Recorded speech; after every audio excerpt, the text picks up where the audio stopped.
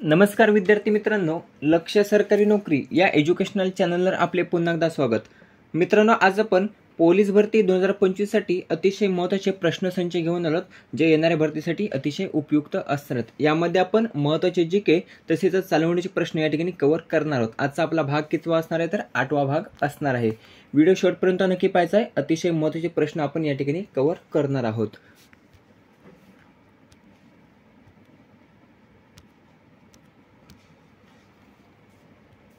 प्रश्न पहिला आहे, खालीलपैकी कोणी उपराष्ट्रपतीनंतर राष्ट्रपती पद हे भूषवलेले नाही. प्रश्न IMP आहे. तर पर्याय 1 जगदीप धनखड. तर जगदीप धनखड यांनी बघा उपराष्ट्रपतीनंतर राष्ट्रपती पद हे भूषवलेले नाही. जगदीप धनखड यांनी पदावर असतानाच बघा आरोग्याचं कारण देत त्यांनी राजीनामा दिला होता उपराष्ट्रपती पदाचा. ते कितवे होते तर भारताचे 14वे उपराष्ट्रपती होते आणि आरोग्याचं कारण देत ते पदावर असताना त्यांनी राजीनामा दिला होता. लक्षात ठेवायचं. किती होते? 14वे होते. KR नारायणन, R व्यंकटरमण, झाकीर हुसेन हे जे काही 3 उपराष्ट्रपती आहेत बघा, तर हे उपराष्ट्रपतीनंतर राष्ट्रपती झाले होते. आणि प्रश्न काय विचारलेला आहे तर उपराष्ट्रपतीनंतर राष्ट्रपती पद हे भूषवलेले कोणी नाही, तर ते जगदीप धनखड यांनी भूषवलेले नाही. बाकी तिघी जे आहेत बघा, तर त्यांनी उपराष्ट्रपतीनंतर राष्ट्रपती पद हे भूषवलेले आहे. लक्षात ठेवायचं. एक IMP प्रश्न जर आपण पाहिला तर आरोग्याचं कारण देत राजीनामा देणारे पहिले उपराष्ट्रपती कोण, तर जगदीप धनखड हे आहेत बघा आरोग्याचे कारण देत राजीनामा देणारे पहिले उपराष्ट्रपती. जगदीप धनखड किती होते? 14वे होते. त्याच्यानंतर 15वे भारताचे उपराष्ट्रपती कोण बनलेत? CP राधाकृष्णन, जे महाराष्ट्राचे राज्यपाल होते. दुसरा प्रश्न आहे, राष्ट्रकुल स्पर्धेत पदक जिंकणारे प्रथम भारतीय कोण आहेत? तर राष्ट्रकुल स्पर्धेत पदक जिंकणारे प्रथम भारतीय आहेत. पर्याय क राशिद अनवर. राशिद अनवर हे राष्ट्रकुल स्पर्धेत पदक जिंकणारे प्रथम भारतीय आहेत. आता कोणते पदक पटकावले होते तर कांस्य पदक पटकावले होते. कोणते? कांस्य पदक.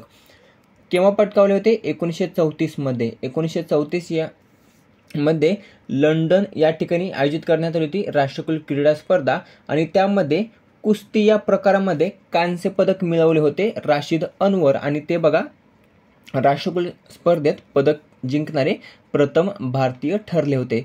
हे झालं राष्ट्रकुल क्रीडा स्पर्धेमध्ये प्रथम पदक जिंकणारे भारतीय.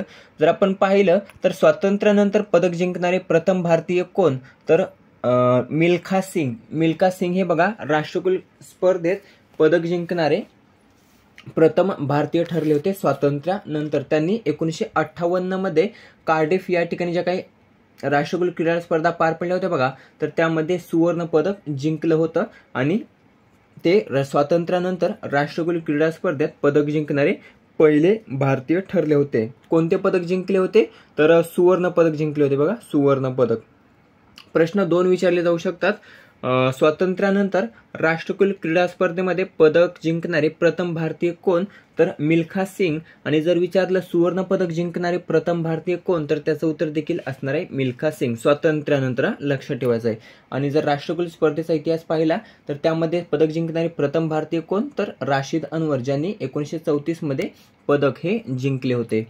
तिसरा प्रश्न आहे, खालीलपैकी कोणती कादंबरी ही विश्वास पाटील यांची नाही, तर पर्याय अ मृत्युंजय.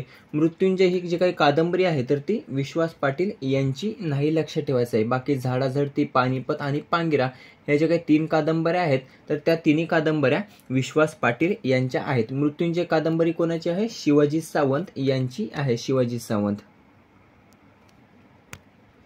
पुढचा 4था प्रश्न आहे, दिबा पाटील विमानतळ अजून नाव देण्यात आलेलं नाही, तर जे काही नवी मुंबईचं आंतरराष्ट्रीय विमानतळ आहे बघा महाराष्ट्रातील, तर ते दिबा पाटील विमानतळ हे महाराष्ट्रातील कितवे आंतरराष्ट्रीय विमानतळ आहे, तर ते आहे बघा पर्याय क 4थे आंतरराष्ट्रीय विमानतळ. महाराष्ट्रातील 4थे आंतरराष्ट्रीय विमानतळ असणारे दिबा पाटील विमानतळ, जे रायगड जिल्ह्यात आहे बघा, रायगड जिल्ह्यामध्ये.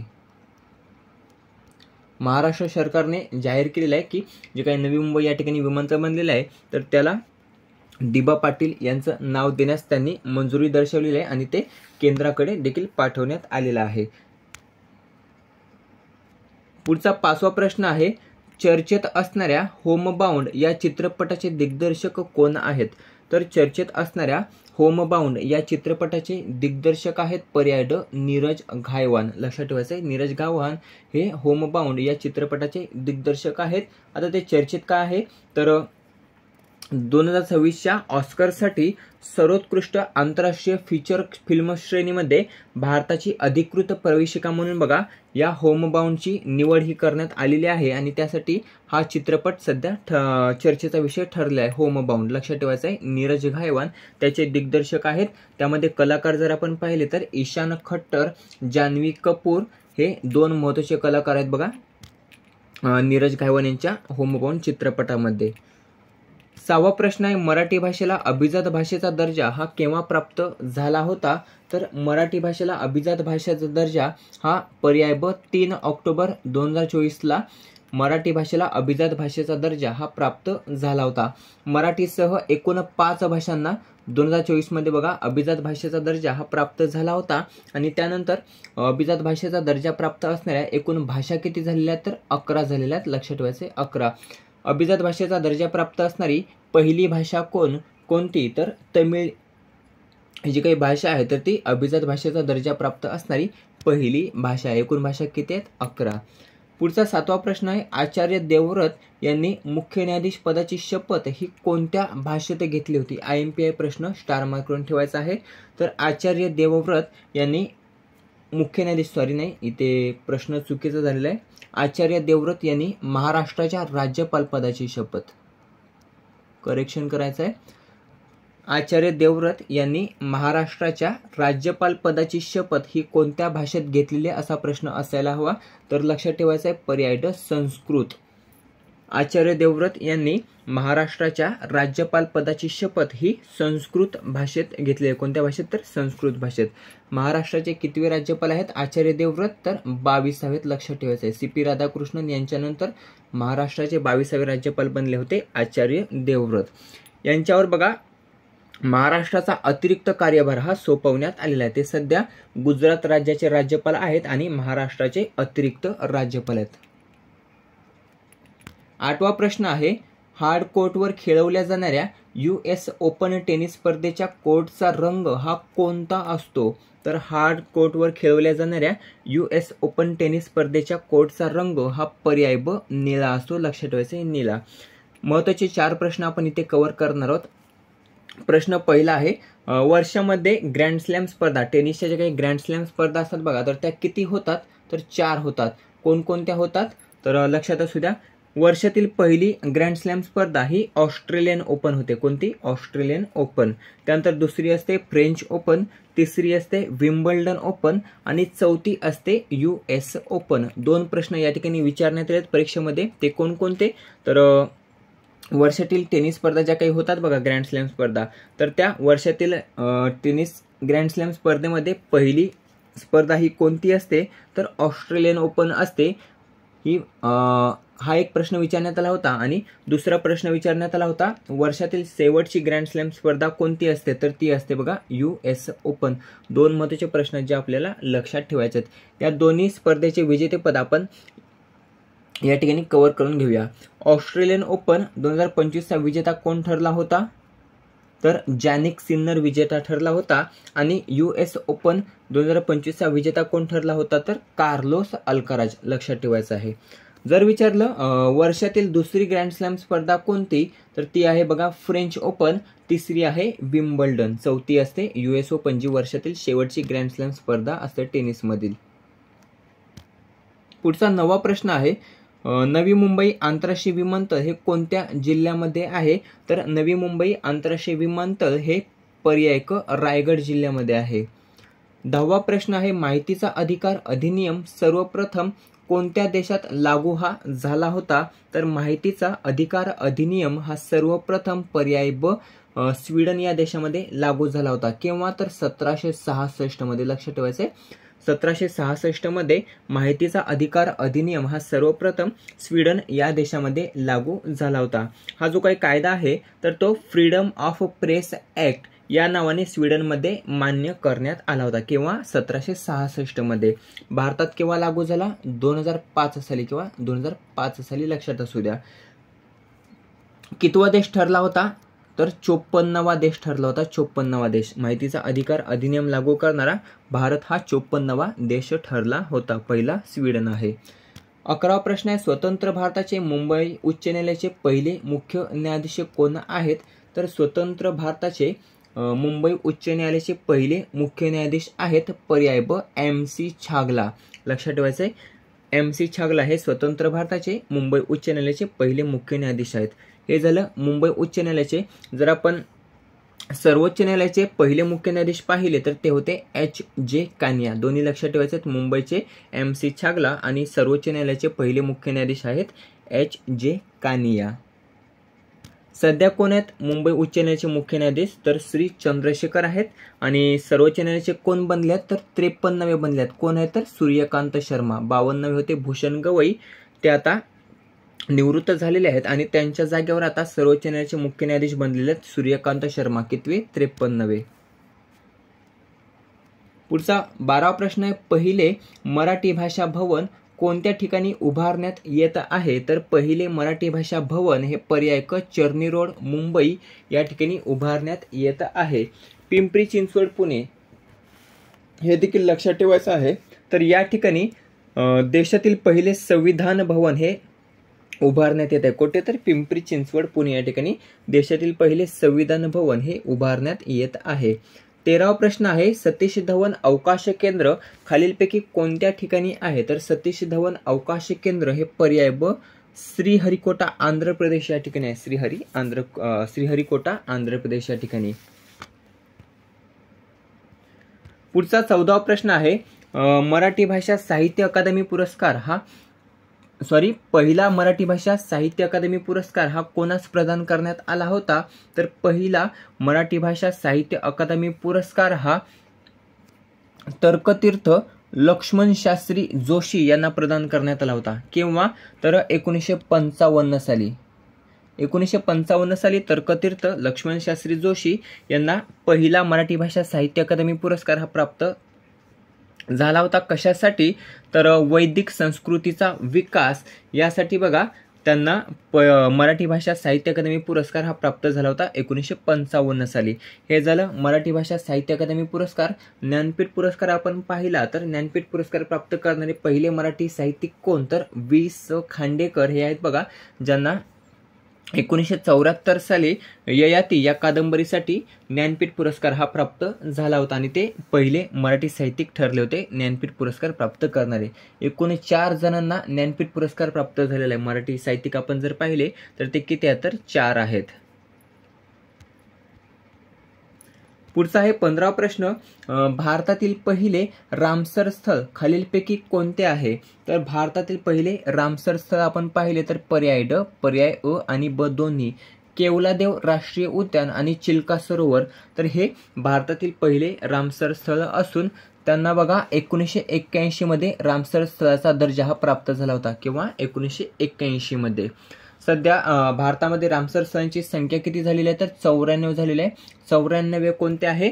तर बिहारमधील गोगाबिल तलाव हे भारताचे 94 रामसर स्थळ आहे. पुढचा 16वा प्रश्न आहे, व्हीव्हीपॅटचा सर्वप्रथम वापर 2013 मध्ये कोणत्या राज्याच्या नोकसेन विधानसभा पोटनिवडणुकीत करण्यात आला होता? तर व्हीव्हीपॅटचा सर्वप्रथम वापर 2013 मध्ये पर्याय ब नागालँड या राज्याच्या नोकसेन विधानसभा पोटनिवडणुकीमध्ये बघा सर्वप्रथम वापर करण्यात आला होता. कशाचा? तर व्हीव्हीपॅटचा.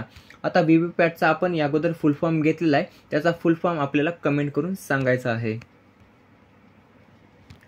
17वा प्रश्न आहे, आतापर्यंत एकूण किती भारतीयांना नोबेल पुरस्कार प्राप्त झालेला आहे?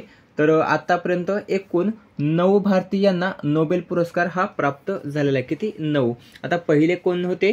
तर रवींद्रनाथ टागोर हे बघा पहिले भारतीय होते ज्यांना नोबेल पुरस्कार हा प्राप्त झाला होता. किंवा 1913 साली. लक्षात ठेवायचं आहे. कोणता पुरस्कार प्राप्त आहे त्यांना? तर साहित्याचा नोबेल पुरस्कार प्राप्त आहे. कोणता? साहित्याचा नोबेल पुरस्कार. शेवटचे आपण पाहिले तर ते आहेत अभिजित बॅनर्जी. अभिजित बॅनर्जी यांना 2019 साली नोबेल पुरस्कार प्राप्त झाला होता. कोणता? तर अर्थशास्त्राचा. 18वा प्रश्न आहे, प्रसिद्ध तिरुपती बालाजी मंदिर कोणत्या राज्यामध्ये आहे? तर प्रसिद्ध तिरुपती बालाजी मंदिर हे पर्याय अ आंध्र प्रदेश या राज्यामध्ये स्थित आहे. पुढचा प्रश्न, इराणमधील रामसर येथे रामसर करार हा कोणत्या वर्षी झाला होता? तर इराणमधील रामसर या शहरामध्ये बघा रामसर करार हा 1971 मध्ये किंवा 1971 मध्ये झाला होता. 20वा प्रश्न आहे, जगातील पहिली अधिकृत एअरमेल सेवा 1911 मध्ये भारतात कोठे सुरू झाली होती? तर जगातील पहिली अधिकृत एअरमेल सेवा ही 1911 मध्ये पर्याय ड अलाहाबाद सध्याचे प्रयागराज नाव बदलण्यात आलेलं आहे. अलाहाबादचे काय करण्यात आले तर प्रयागराज हे करण्यात आलेले आहे आणि अलाहाबाद सध्याचे प्रयागराज या ठिकाणी 1911 मध्ये जगातील पहिली अधिकृत एअरमेल सेवा ही सुरू झाली होती. 21वा प्रश्न आहे, तेंडुलकर अँडरसन ट्रॉफी कोणत्या दोन देशांदरम्यान आयोजित केली जाते? तर तेंडुलकर अँडरसन ट्रॉफी ही भारत आणि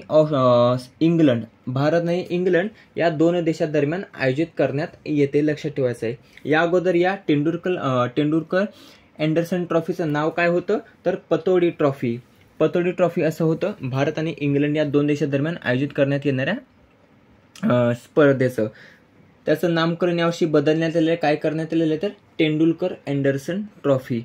बॉर्डर गावस्कर ट्रॉफी ही भारत आणि ऑस्ट्रेलिया या दोन देशांदरम्यान आयोजित करण्यात येते. दोन्ही लक्षात ठेवायचे IMP आहेत.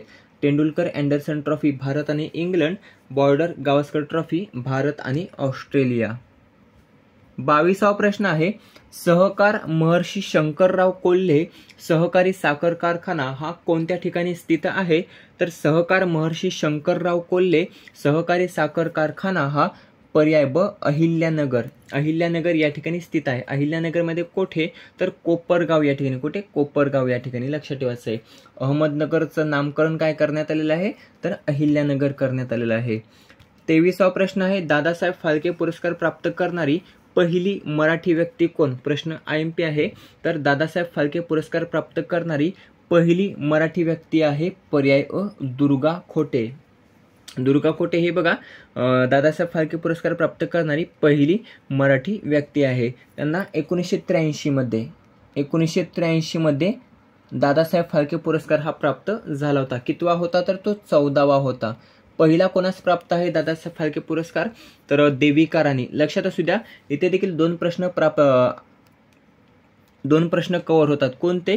तर दादासाहेब फाळके पुरस्कार प्राप्त करणारी पहिली महिला कोण? तर देविका राणी. आणि दादासाहेब फाळके पुरस्कार प्राप्त करणारी पहिली व्यक्ती कोण? तर देविका राणी. दोन्ही लक्षात ठेवायचं आहे. महिला देखील आणि पहिली व्यक्ती देखील देविका राणी आहे, ज्यांना 1969 साली दादासाहेब फाळके पुरस्कार हा प्राप्त झाला होता आणि त्या प्रथम महिला आणि प्रथम व्यक्ती ठरल्या होत्या. लक्षात ठेवायचं आहे.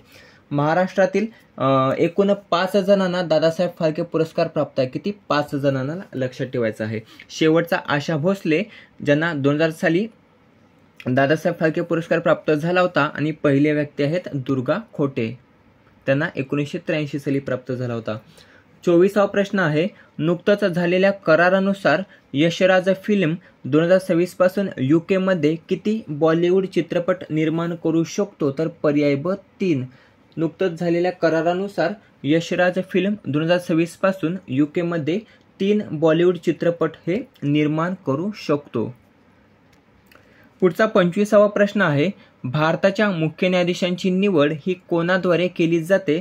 तर भारताच्या मुख्य न्यायाधीशांची निवड ही पर्याय ड राष्ट्रपती यांच्याद्वारे बघा केली जाते. कोणाद्वारे? राष्ट्रपतीद्वारे. पुढचा 26वा प्रश्न आहे, राज्यपालाला राज्यपाल पदाची शपथ ही कोणाद्वारे दिली जाते? तर राज्यपालाला राज्यपाल पदाची शपथ ही पर्याय ड उच्च न्यायालयाचे मुख्य न्यायाधीश यांच्याद्वारे दिली जाते. लक्षात ठेवायचे.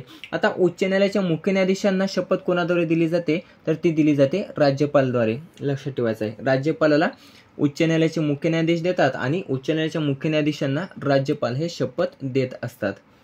पुढचा प्रश्न आहे 27वा, ड्युलीप ट्रॉफी कोणत्या खेळाशी संबंधित आहे? तर ड्युलीप ट्रॉफी ही क्रिकेट या खेळाशी संबंधित आहे. कोणत्या खेळाशी? क्रिकेट या खेळाशी. आता क्रिकेट या खेळाशी संबंधित आहे तर 2025च्या दिलीप ट्रॉफी 2025चा विजेता कोण आहे? तर सेंट्रल झोन आहे बघा, सेंट्रल झोन.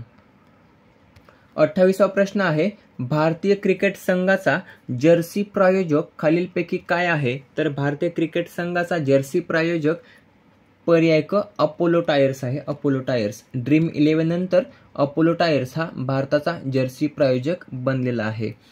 29वा प्रश्न आहे, प्रसिद्ध T20 बिग बॅश लीग ही कोणत्या देशात आयोजित केली जाते? जसं भारतामध्ये IPL आयोजित केले जातं बघा, तर तसं बिग बॅश लीग ही कोणत्या देशात आयोजित केली जाते? तर ती आयोजित करण्यात येते पर्याय अ ऑस्ट्रेलिया या देशामध्ये. कुठे? ऑस्ट्रेलिया या देशामध्ये. आणि बिग बॅश लीगमध्ये खेळणारा पहिला भारतीय खेळाडू कोण ठरणार आहे? तर रविचंद्रन अश्विन. लक्षात ठेवायचं आहे, रविचंद्रन अश्विन हा बिग बॅश लीगमध्ये खेळणारा पहिला भारतीय खेळाडू ठरणार आहे. 30वा प्रश्न आहे, चर्चेतील चाबहार बंदर कोणत्या देशात आहे? तर चर्चेतील चाबहार बंदर हे पर्याय ड इराण या देशामध्ये आहे. इराण. 31वा प्रश्न आहे, student educational and cultural movement of Ladakh ची स्थापना ही कोणी केली होती? तर students educational and cultural movement of लडाखची स्थापना ही पर्याय ब सोनम वांगचुक यांनी केली होती. कोणी? सोनम वांगचुक. 32वा प्रश्न आहे, विश्वास पाटील यांच्या कोणत्या कादंबरीला 1992 मध्ये साहित्य अकादमी पुरस्कार हा प्राप्त झाला होता? तर विश्वास पाटील यांच्या पर्याय क झाडाझडती या कादंबरीला 1992 मध्ये साहित्य अकादमी पुरस्कार हा प्राप्त झाला होता. मित्रांनो, अशा प्रकारे महत्त्वाचे पोलीस भरती 2025 साठी 32 जीकेचे तसेच चालू घडणीचे प्रश्न आपण या ठिकाणी कव्हर केलेले आहेत. प्रश्न कसे वाटले कमेंट करून नक्की सांगायचं आहे. व्हिडिओ आवडला असेल तर मित्रांसोबत जास्तीत जास्त शेअर करायचा आहे. याचा PDF हा टेलिग्रामवर अपलोड केला जाईल, त्या ठिकाणी तुम्ही तो पाहू शकता. व्हिडिओ पाहिल्याबद्दल धन्यवाद. भेटूया पुढच्या भागामध्ये.